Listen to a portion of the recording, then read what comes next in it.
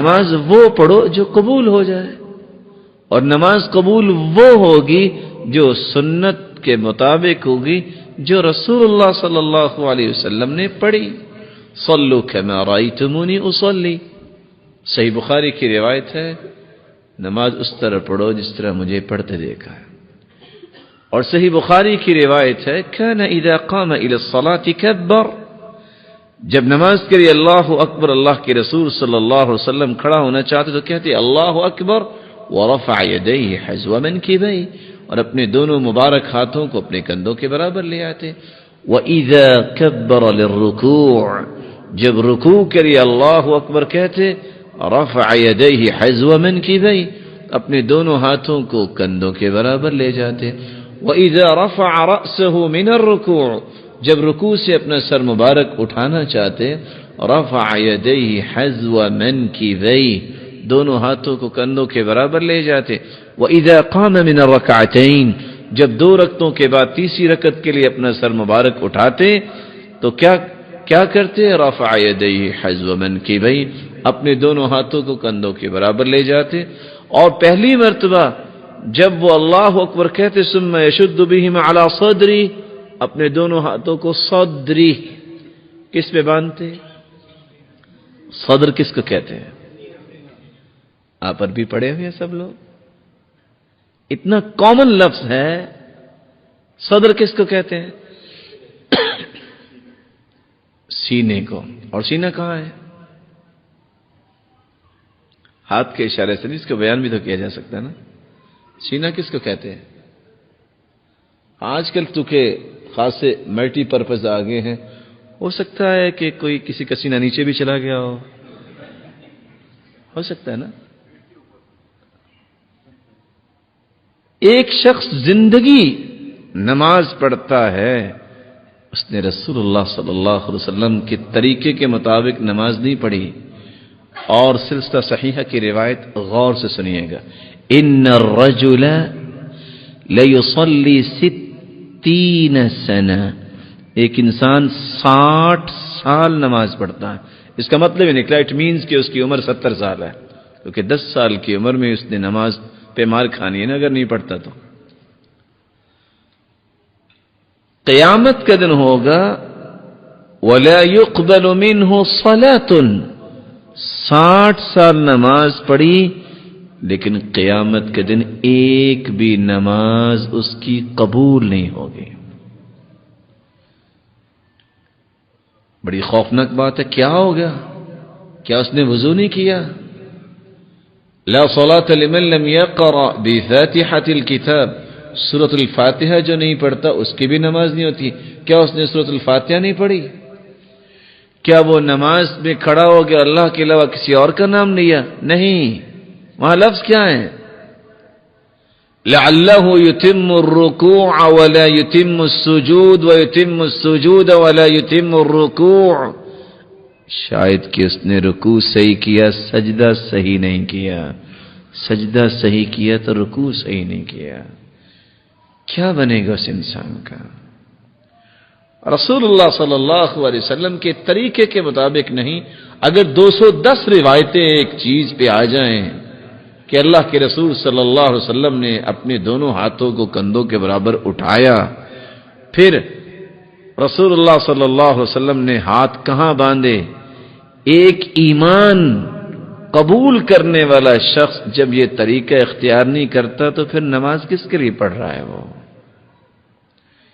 آخر کس کے لیے؟ اس رب نے تو قبول کرنی ہے وہ نماز جو اپنے پیغمبر کو سکھائی۔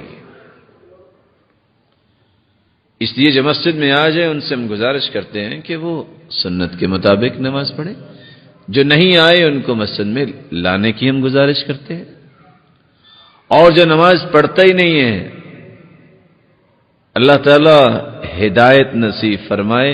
اگر کتابیں کھولتے ہیں نا تو کتابیں بول کے کہتی ہیں ایسا انسان جو نماز پڑھتا ہی نہیں، جو نماز کہتا ہے ضروری نہیں ہے، یہ کون سی فرض ہے؟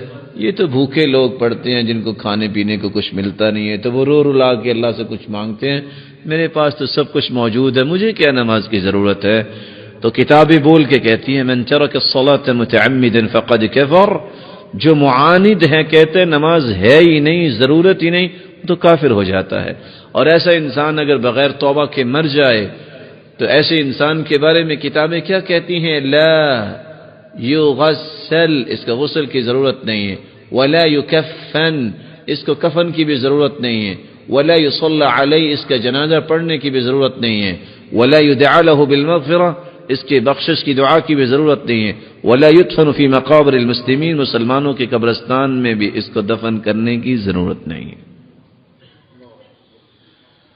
اور رسول اللہ صلی اللہ علیہ وسلم نے فرمایا من صلی العشاء فی جماعت کان کقیام نصف لیلہ ومن صلی العشاء والفجر فی جماعت کان کقیام لیلہ، آسانی اتنی ہے، عشاء کی نماز کو باجماعت پڑھ لے، آدھی رات کی تہجد اس کے نامہ اعمال میں لکھ دی جاتی ہے، اور جو صبح کی نماز پڑھ لے اس کو اجر و ثواب تہجد کا بھی مل جاتا ہے۔ اور دین نے اتنی خوبصورت یہ بات بیان کی ہے، رسول اللہ صلی اللہ علیہ وسلم نے فرمایا من اتى فراشه وهو ينوي ان يقوم يصلي من الليل فغلبت عيناه حتى اصبح كتب له ما نوى وكان نومه صدقة عليه من ربه عز وجل۔ جو شخص رات سوتے وقت نیت کر لیتا ہے کہ میں صبح تہجد پڑھوں گا، انسان اگر نیت یہ کرتا ہے اے مالک الملک مجھے توفیق عطا فرما، رات کی تاریکی میں تیرے سامنے کھڑے ہونے کی لذتیں ہی کچھ عجیب ہیں، اے اللہ یہ لذت مجھے بھی عطا کر دے، اور تہجد کے وقت مجھے اپنے سامنے کھڑا ہونے کی توفیق دے دے۔ انسان سو گیا، وضو کیا، اذکار کیے اور سو گیا، فغلبت عیناہ حتی اصبح، نیند کا اتنا غلبہ ہوا صبح کی اذان ہوگی اور پتہ ہی نہیں چلا۔ اللہ رب العزت فرشتوں سے کہتے ہیں نا قیدت عبدی بقید من قیودی، سلایا تو میں نے ہے، یہ نیت کر کے سویا تھا نا، جو اس نے نیت کی، اس نے تہجد پڑھی ہے یا نہیں پڑھی، اس کے نامہ اعمال میں تہجد لکھ دو۔ وَكَانَ نَوْمُهُ صَدَقَةً عَلَيْهِ مِنْ رَبِّهِ عَزَّ وَجَلَّ، رات کی تاریکی میں لوگ صدقہ کرتے رہے، یہ تو سویا رہا، اس کی 4 یا 6 گھنٹے نیند کو ہی صدقہ بنا کے اس کے نامہ اعمال میں لکھتا، اللہ وہ بھی ضائع نہیں کرتا۔ ومن صلى الفجر في جماعة فهو في ذمة الله فلا تغفر ذمة الله، جو فجر کی نماز با جماعت پڑھتا ہے وہ اللہ کی امانت و ضمانت میں چلا جاتا ہے۔ لوگوں اپنے ہاتھوں سے اپنے خود بخود اللہ کی ضمانت کو نہ توڑا کرو، فجر کی نماز با جماعت پڑھا کرو۔ ومن صلى الفجر في جماعة ثم قعد يذكر الله عز وجل حتى تطلع الشمس ثم صلى ركعتين كانت له كأجر حجة وعمرة تامة